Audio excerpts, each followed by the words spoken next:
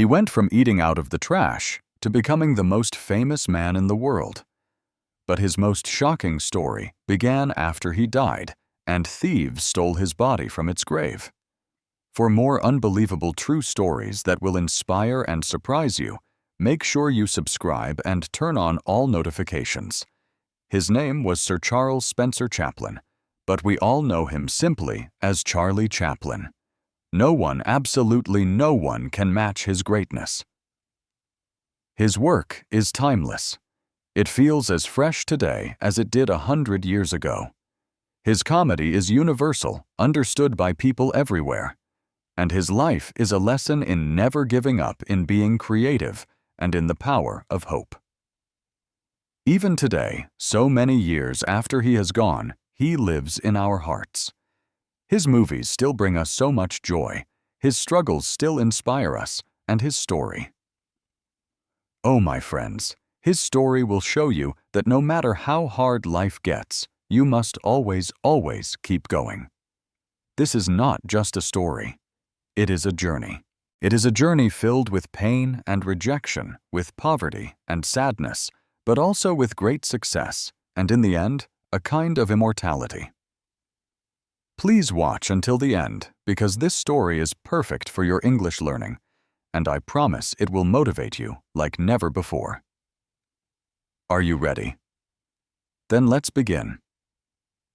Charlie Chaplin was born in the heart of London, England on April 16, 1889. His parents, Hannah Chaplin and Charles Chaplin Sr., were both performers. They worked in the world of music and theater. They entertained crowds, they sang songs, and they lived for the feeling of being on a stage. But life had very different and much harder plans for young Charlie. His father was an alcoholic. This means he had a serious problem with drinking. He often drank so much that he was lost to the world, and he abandoned his family when Charlie was just a very little boy. His mother, Hannah, was left all alone to raise two children, Charlie and his older half-brother, Sidney. And if you think life was kind to them, you are wrong. They lived in poverty. Not just a little bit of poverty, but extreme, unbearable poverty. Sometimes there was no food on the table at all. Can you imagine that? Sometimes little Charlie had to go to bed with an empty, hungry stomach.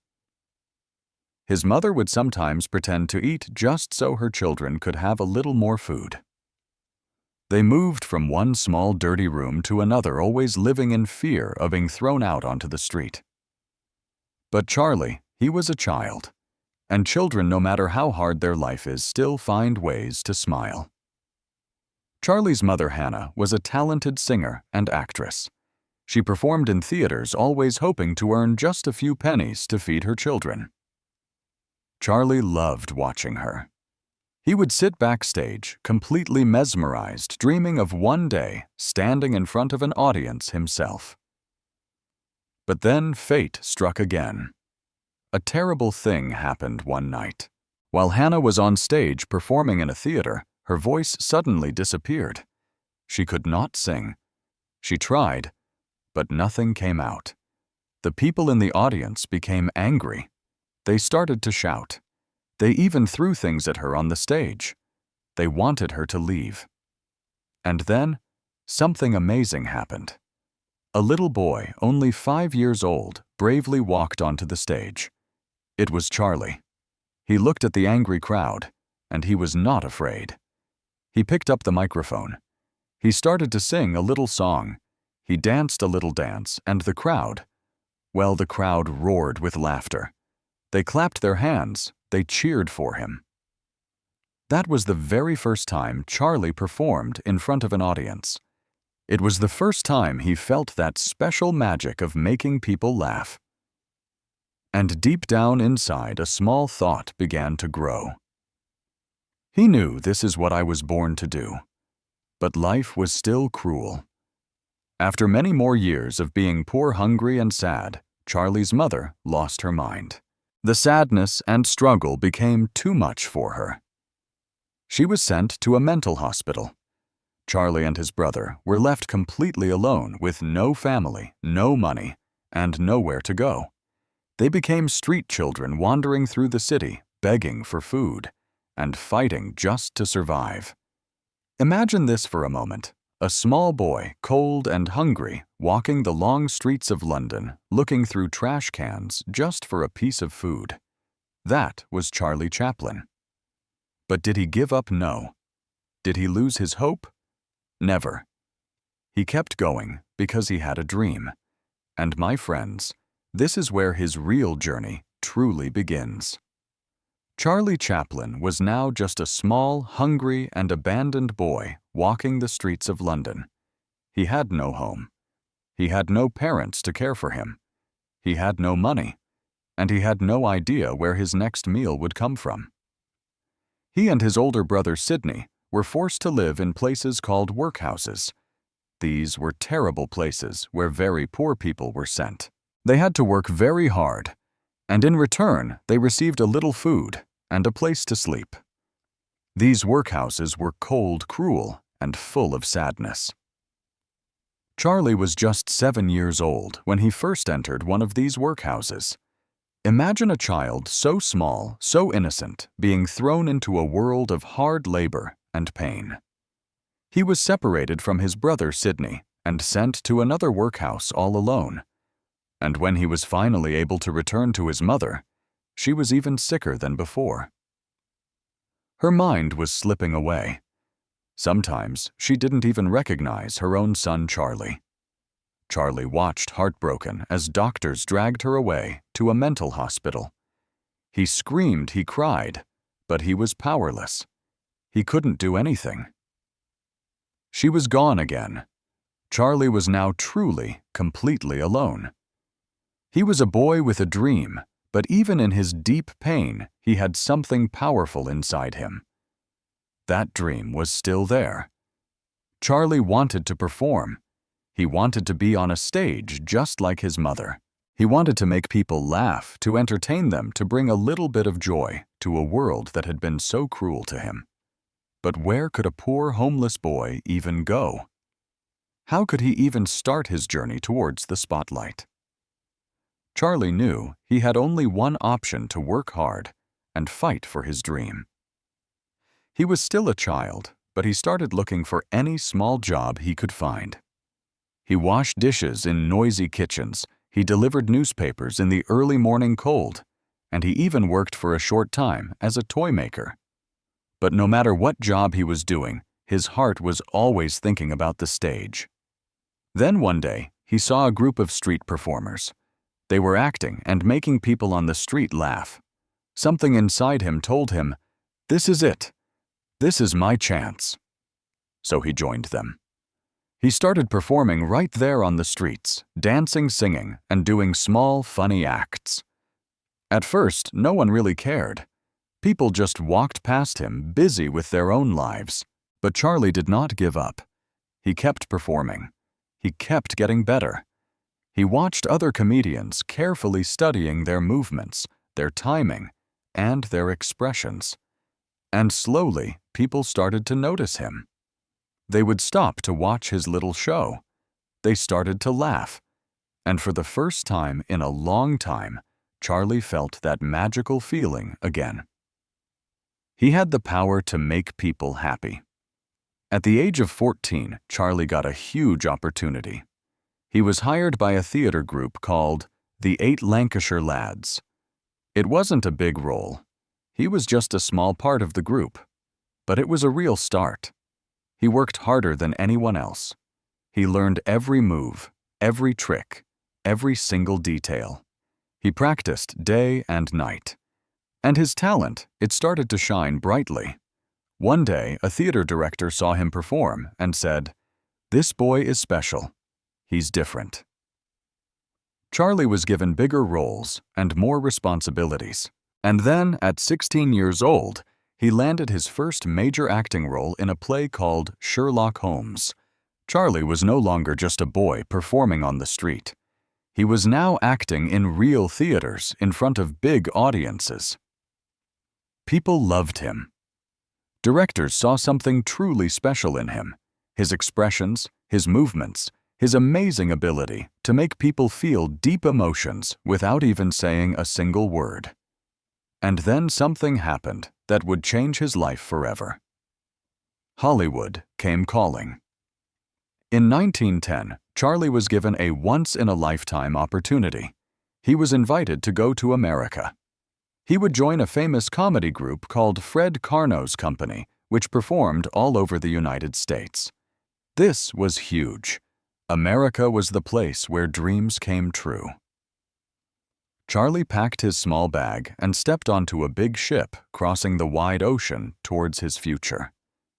When he arrived in America, everything felt different. The streets were bigger, the buildings were taller, the people were louder, and the energy was electric. And most importantly, Hollywood was there. Charlie knew one thing for sure: this is where I belong. This is where I will become a star. In 1913, a film company called Keystone Studios noticed Charlie. They gave him a small role in a silent film. It was not much, but Charlie saw his opportunity. He wanted to create a character that was completely unique, something that people would remember forever. And so he thought about it. He went into a wardrobe room and started putting things together. He created a character, a small man wearing clothes that were much too big for him. He wore an old, tight coat, funny oversized pants, and a small, funny hat. He added a tiny mustache and, of course, that very famous walk. This character, the Tramp, would become one of the most famous and loved figures in the history of movies. At first, people didn't quite understand the character. But when Charlie performed, when he moved, when he made people laugh until they cried without speaking a single word, the world fell in love. Charlie's films started becoming incredibly popular. Producers begged him to make more movies. Studios offered him huge amounts of money. And in just a few short years, the poor boy from the streets of London had become the biggest star in the entire world. By 1917, Charlie Chaplin was not just famous, he was a phenomenon. People stood in long lines for hours just to watch his movies. His face was printed on posters in newspapers and on the covers of magazines. He was loved in every country, in every language, and in every culture. And he was just getting started. But behind all the fame, behind all the laughter, Charlie was still the same boy inside. The boy who once starved on the streets. The boy who once cried for his mother. The boy who never, ever gave up. Charlie Chaplin had finally made it. The poor, hungry boy from the streets of London was now the biggest movie star in the world. He was not just famous, he was loved. Millions and millions of people watched his movies. They laughed, they cried, and they cheered for his character. But behind all the success, Charlie knew something. This was just the beginning. Now he wanted more. He didn't just want to act in movies. He wanted to control everything about them. He wanted to write the stories, direct the actors, compose the music, and shape the emotions. He wanted to create movies his way. But in those days, Hollywood didn't like that. Actors were controlled by the big movie studios. The studios told them what to do, how to act, and even what movies they were allowed to make. But Charlie Chaplin was different. He said, "No one will control me. I will make my own movies my way." And so in 1918, he did something that shocked the entire movie industry. He built his own studio. He called it Chaplin Studios. Now he was his own boss. He could create anything he wanted, and no one could tell him what to do. This was a very big deal. And then he made a movie that would become one of the most legendary films of all time. In 1921, Charlie released a film called The Kid. It was not just a comedy. In many ways, it was his own story. It was the story of a poor man and an orphaned boy he finds on the street. It was a story about hunger struggle and, most importantly, love. It was funny, but it was also deeply emotional. People in the theaters laughed and then they cried. The whole world fell in love with this beautiful movie. And at that moment, Charlie understood something very important. Movies were not just entertainment. They were powerful. They could change people's lives, and he was going to use them to change the world. With every new movie, Charlie became more powerful. Hollywood had never seen anyone like him. Other studios were paying their actors maybe $10 a week, but Charlie, he was earning $1 million for every movie he made. He became the richest and most powerful actor in the world. And yet he never forgot his past. He still remembered the days when he had nothing to eat. He remembered his dear mother sitting alone and sad in the mental asylum. So even when he had everything a person could want, he never stopped working hard. He would spend months, sometimes even years, making just one film. Every little movement, every small joke, every tiny detail he planned everything perfectly. Because he didn't just want to make movies, he wanted to make history. And then he did something that nobody believed was possible. By the late 1920s, Hollywood was changing again. A new kind of movie had arrived.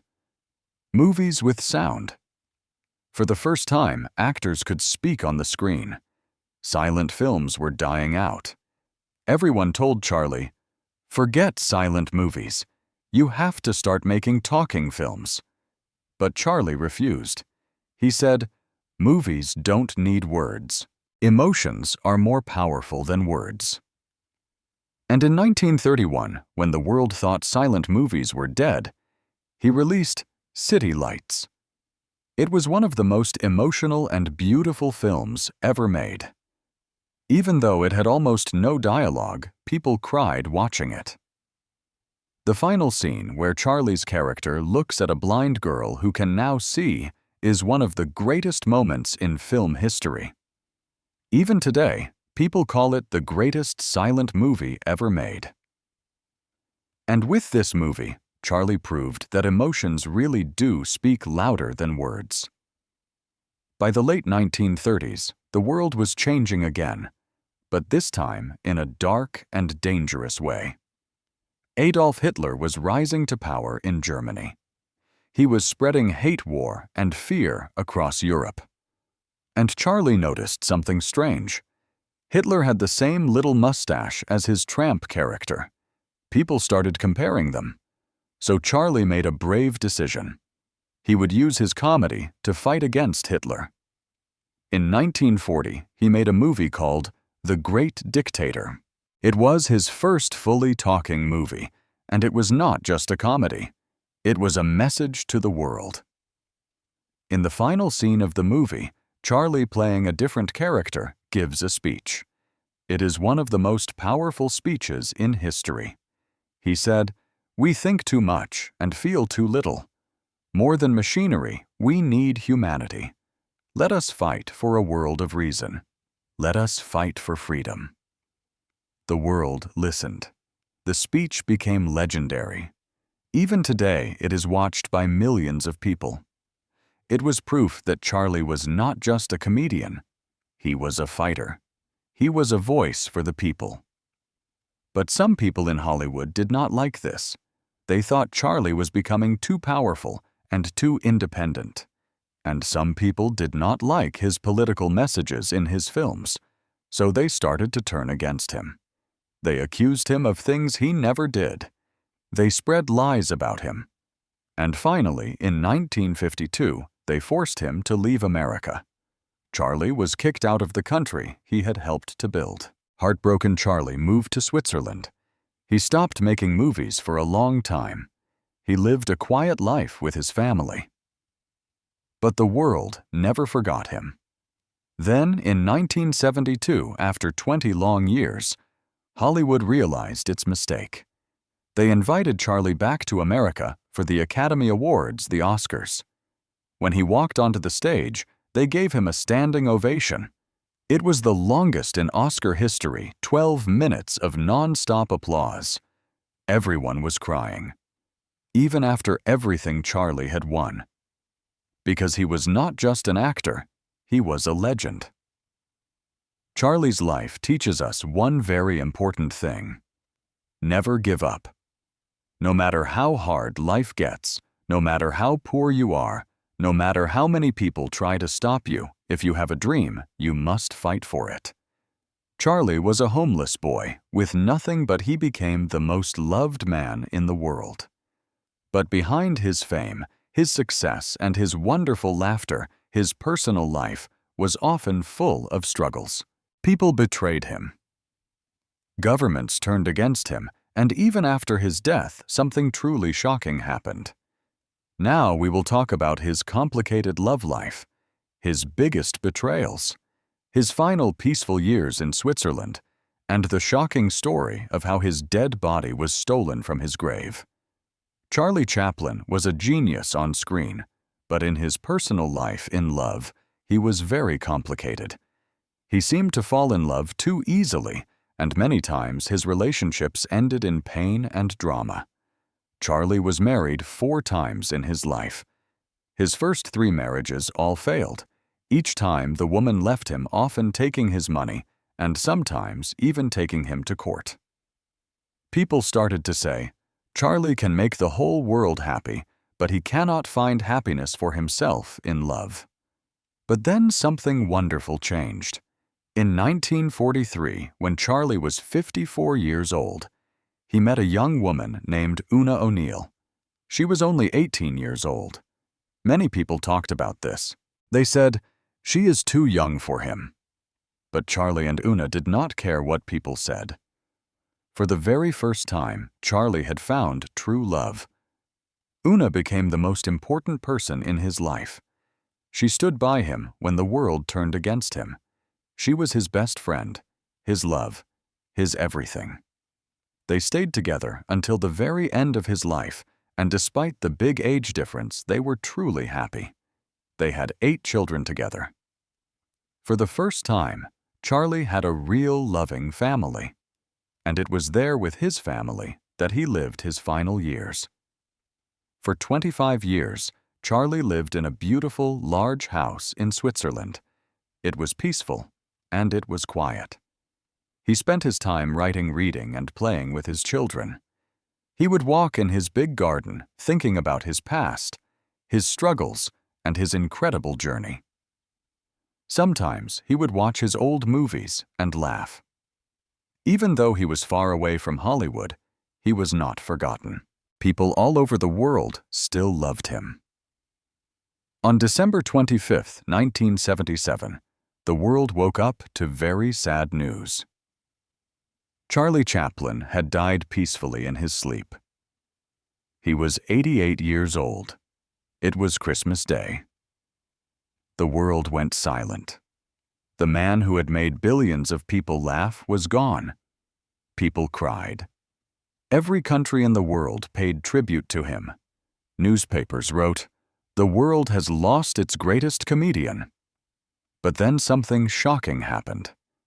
About 3 months after his death, something unbelievable happened. It is a very strange part of his story. One night, a group of thieves went to the cemetery. They broke into his grave. They dug up his coffin, and they stole Charlie Chaplin's body. Yes, you heard that correctly. His body was kidnapped. The thieves wanted money. They called his family and demanded $600,000. But Una, his strong wife, refused to pay. She said that Charlie himself would have thought the situation was ridiculous and funny. For weeks, the world was shocked. Where was Charlie Chaplin's body? Then, after a huge police investigation, the thieves were finally caught. They were 2 poor men from Eastern Europe. They had stolen the body, hoping to get money to escape their own poverty. Finally, Charlie's body was returned to his family. And this time, they buried him in a much stronger cement-covered grave so that no one could ever steal him again.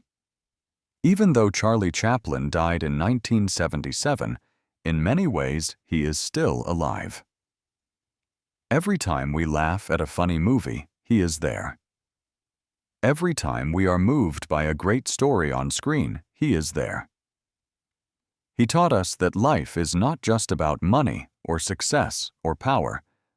Life is about laughter, love, and never ever giving up. Even when he had nothing, he never lost hope. Even when the world turned against him, he never stopped fighting. Charlie Chaplin is not just a name from the past. He is an emotion. He is a feeling of hope. He is for many the greatest comedian in history, and his story will continue to inspire people for many, many years to come. So think about it. If this small, hungry boy from London could do it, then so can you. Dream big dreams.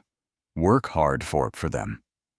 And one day, your story will inspire the world too. Charlie Chaplin's story is over, but his lessons, his movies, and his spirit will live forever. If you loved this story, please share it with the world, because Charlie's message of hope must never be forgotten. And always remember his most famous words: "A day without laughter is a day wasted." Thank you, Charlie. We will never forget you.